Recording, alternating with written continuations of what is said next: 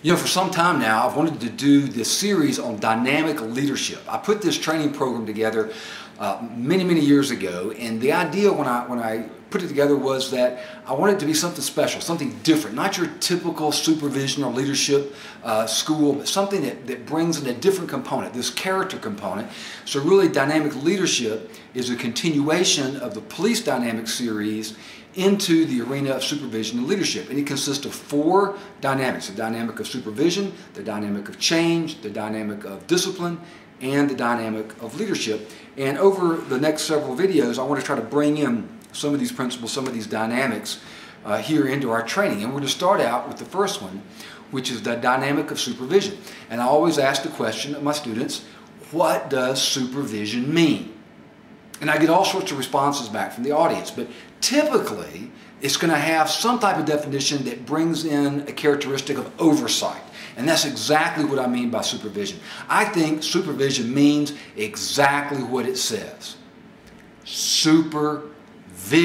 It means that you, as a supervisor, have the ability to see things that others don't see. You can see the big picture. You can see how everything fits together. It's like these special goggles you have, these supervision goggles that you can put on, and you have the ability to see beyond the obvious. You have the discernment to see below the level, the surface level, to see the deeper reasons as to why things happen, to look into the character of an individual, or the lack thereof, to see what it is that actually motivates their behavior, whether it be good character or bad. And that's what a supervisor does. They see beyond the obvious, they see below the surface, they see things that others can't see. And don't think that they can.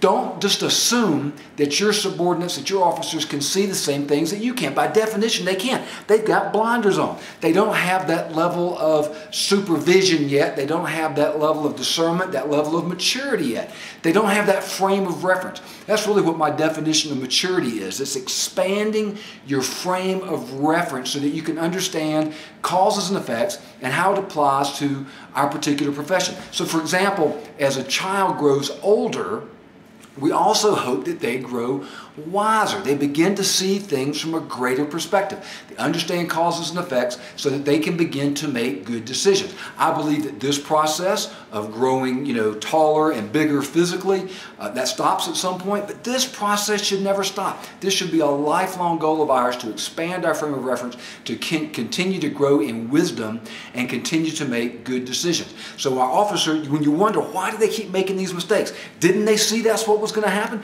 Couldn't they see this coming? And the answer is no. In many cases, no. They can't see it. Some of them are going around like this. They're really in trouble.